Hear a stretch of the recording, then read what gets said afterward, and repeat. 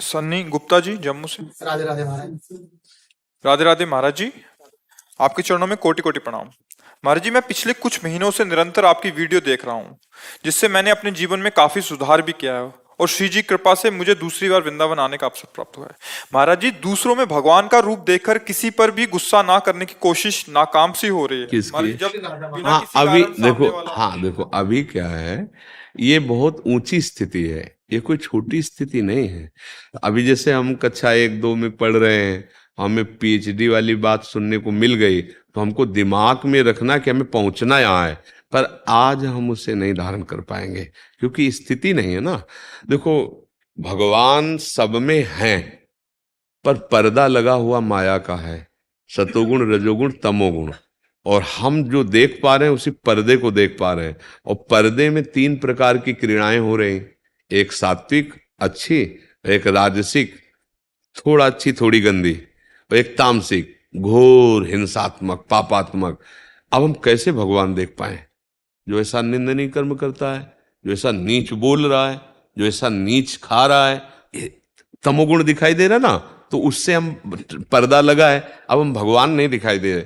3 गुणों का ऐसा पर्दे पे फोकस चल रहा है, जैसे फिल्म आप देखते हैं ना, पर्दे पे होता कुछ नहीं है पर फोकस का सारा होता है ना, नीचे से जो फोकस पर्दे पे पड़ रहा है, और पर्दे में ना कोई व्यक्ति है ना लेकिन पर्दे में पूरा नगर है, पूरा सब चल रहा है ना। आप देखते हैं ना, सिनेमा में देखते हैं ना, और वो फोकस पड़ रहा है। ऐसे 3 गुणों का प्रकाश पड़ रहा है, सतोगुण रजोगुण तमोगुण, और ब्रह्म में पड़ रहा है, ब्रह्म तत्व में। तो त्रिगुणात्मिका माया उसी भगवान को, उसी ब्रह्म को ये विविध रूपों में पर्दे में दिखाई दे रही। बच्चा बच्ची, स्त्री पुरुष, मूर्ख विद्वान, संत दुरात्मा, नीच पाखंडी, उत्तम महात्मा, ये कितना पूरी फिल्म तैयार है। अब फिल्म देखने जब जाते हो तो पहले तुम निश्चय कर लेते हो कि एक झूठी कहानी है, पर हम मनोरंजन के लिए आए हैं। तो क्या तुम इसे झूठी कहानी समझ रहे हो? सत्य मान रहे हो कि मैं पुरुष सत्य हूं और ये स्त्री सत्य है, ये बच्चा सत्य है, ये सब बस यही है माया। अब इसका पर्दा हट जाए तो आप देख लोगे कि एकमात्र वही है, दूसरा है नहीं।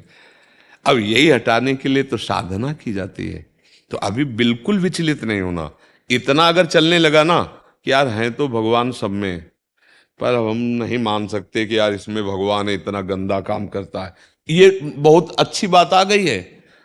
मतलब आप साधना की चढ़ाई पे चढ़ रहे हैं, अभी फाइनल पे तो नहीं है, पर आप बहुत अच्छी, कम से कम भगवत भावना तो आने लगी है। अब हम नहीं मान पा रहे हैं, ये हमारी कमजोरी है। धीरे धीरे धीरे जिस वचन सुनने से, जिस संत संग से हमने मानना शुरू किया, वही संत संग हमें वहां भी पहुंचा देगा, विश्वास करना चाहिए। जिस नाम जप से हमारे अंदर इतनी बात आने लगी, जिस भगवत मार्ग में चलने से इतनी बात आने लगी, तो वो पूरा भी पहुंचा देगा, क्योंकि वो बहुत सामर्थ्यशाली है। तो आप इसमें विचलित मत होइएगा और व्यवहार में कमी नहीं होने दीजिएगा।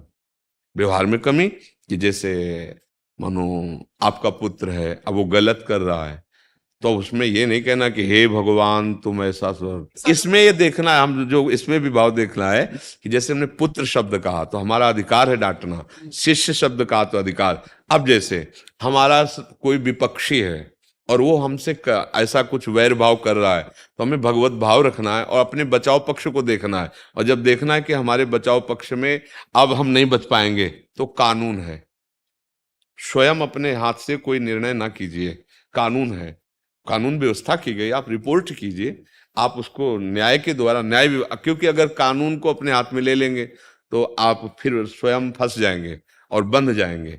और अगर आप सही ढंग से चल रहे हैं, आपको कोई फंसाने की लाख चेष्टा करेगा तो नहीं फंसा पाएगा।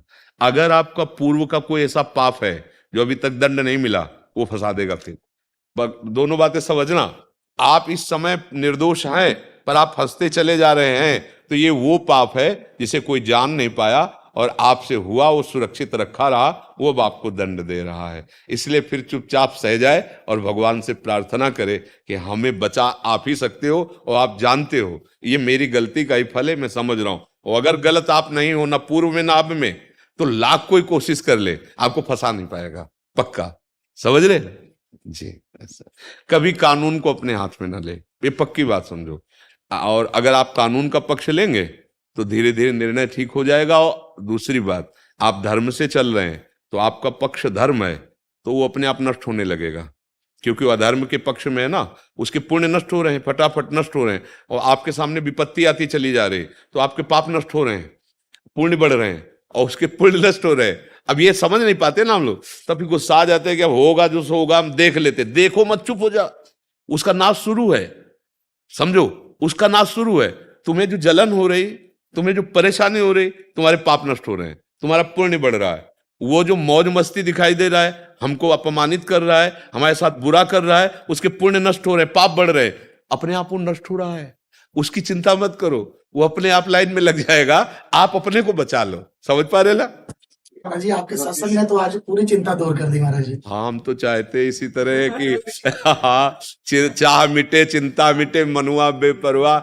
अभी तो ये है, मालिक से आंख मिल जाए ना, ये निहाल हो जाओगे। इतना सुंदर है, इतना समर्थ है, और इतना प्यार करने वाला है कि अगर करोड़ों हृदय होते तो फाड़ के उसके सामने रख दे, इतना प्यार करने वाला है।